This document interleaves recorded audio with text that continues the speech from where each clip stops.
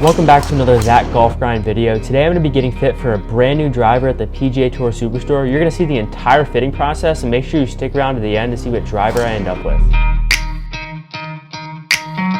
As you're checking out my current setup, please make sure to subscribe so you don't miss out on any new videos out here at the PGA Tour Superstore, and let's see what driver I get fit for. That's what he says characteristic. You have that little higher ball club than you want to see. Yeah, I mean, with the driver, honestly, I've not minded where I'm at. Like, it's been pretty piercing.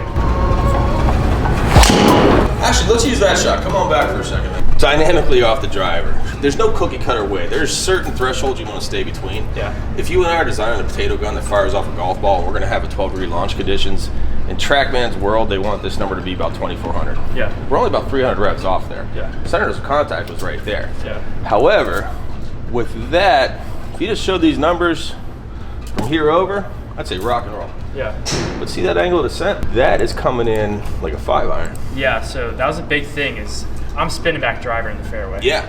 So driver conditions, again, you want stopping power in the irons. Drivers, we want to get the icing on the cake. We also want the tumble at the end too. Yeah. Anything moving 176 miles an hour, theoretically, should roll out more than 18 yards. Right. Again, I'm not overly concerned with this number. I just need to get these dialed in. So first and foremost, I need to get either the spin conditions out. You hit up on the ball. That one, you actually should have been a little bit of a pull, and you still generated 2,700 reps. That's the biggest red flag. Okay. So if we can shallow out this angle descent, now driver, irons, we weren't looking for distance. Right. Driver, grab it what we can.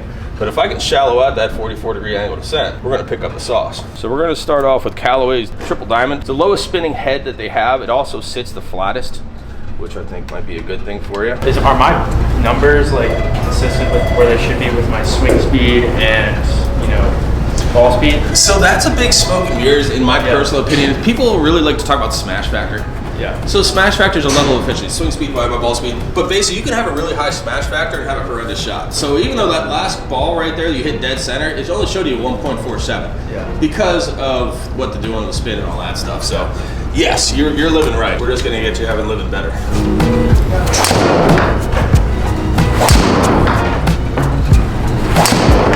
Does that feel stable to you, Michael? Or does it feel like it's moving on you? It feels like it's moving on me. Okay. If you are going to have higher spin characteristics, you got to make sure you get that launch under control. Because the minute you start launching that sucker to the moon, as you know, it can turn into a lot of lost yardage and can also get wayward as far as the dispersion. So I'm going to jump you right over to the TSI 3. There's a couple manufacturers out there that still make 8-degree heads.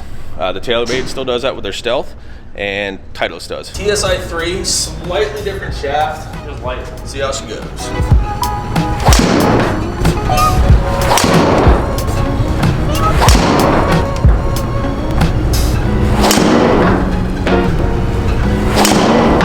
Actually, come on back for a second here, Michael. Yeah. Some people get stuck on that. Yeah.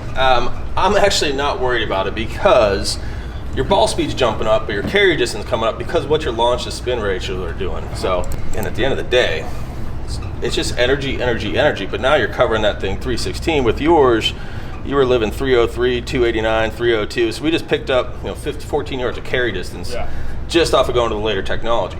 Now, because that spin's 600 revs lower, yes, this number's still high. So we're still up there on that, but now you're still picking up that extra sauce because we're picking up that carry. Yeah. If this number, the carry distance, turns into what your total used to be, I'm not overly concerned about this because there's conditionally speaking, things will change. But if you're maximizing that carry, you can play better golf overall. Yeah. So that's the Stealth 8-degree. I went to the Hazardous Black, but I bumped it up to the 70 gram. It's a little more robust. I think 8 degrees is kind of where I'm at. Oh yeah, brother. Yeah. You can get the 8-degree heads with all the manufacturers because they all have these adjustable sleeves. Yeah. But when you make adjustments to the head, you're going to slightly open or shut that club face. So dynamically, if something's going to change to the club, some people like it. It also will change how it aesthetically sits on the turf. Some people like to see an open face. Some people like to see closed. That's all individual stuff. So I changed something on the lofter there. Just changed. So if the club sits a little different or it doesn't suit your eye, let me know.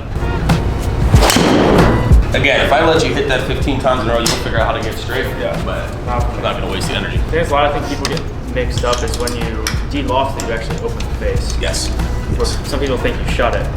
Yeah. Put that back down, so we'll see how that feels. See how that sits on the turf for you. Better. Okay. All right, let me change that shaft around because I know that shaft works for you.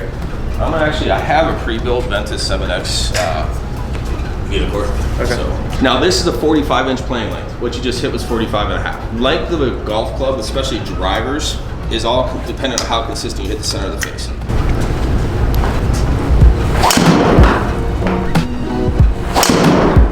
Does that feel more stable than the previous shaft? A little bit. Okay. I like the stealth head. Okay. Yeah. Nice. Feels good off the club face? Yeah, it feels different. I mean, I know people say like it's more mushy and stuff. It's definitely different, the carbon face, but yeah, so if you feel that, it's kind of more texturized there. Yeah. So yeah, it's how they weave the pattern. It actually has more consistency of that ball and what it's doing off the club face. Yeah. So yeah, it's a different feel, and it's hard to put your finger on what it is about it. yeah.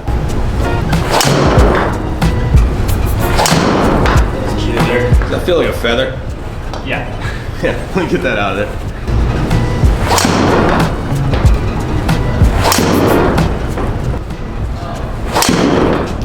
Man, your launch window is dialed in at 11 right now. That's your cutty sauce right there.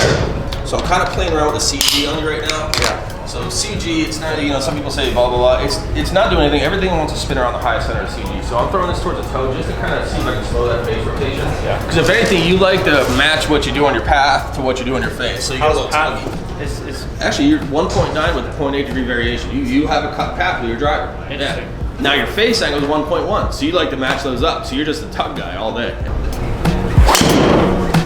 That is not a bad little power fade right there.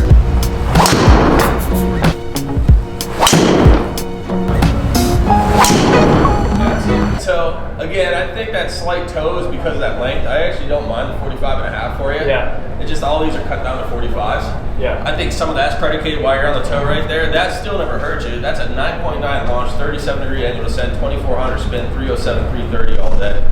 So you're saying this is a hair shorter? Yeah, half inch shorter. 44.5? 45-inch even. Yeah. Okay. From what you were hitting previously. Okay. Yeah, the previous, there's really no standard or stock, but what these drivers are coming out these days is usually about 45.5. I think that's the shaft. Yeah, no, I think yeah, so. that's the 7X Ventus with the stealth 8 degree head. I got it open down, so it's playing about 6.25. Really? Yeah, yeah. And then because when you kind of visually saw that open, I knew you kind of like to do that. Yeah. So I threw that CG out just to control it. Again, if I wouldn't have said anything, I don't think you would even know. Yeah, I don't think so. Yeah.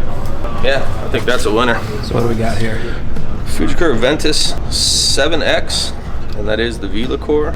So that's the stout guy right there. That's the big boy. It's on the lower setting, so it's 8 degrees. Playing about 6 1/4-ish, right in that ballpark. Then I threw the CG just slightly to the toe.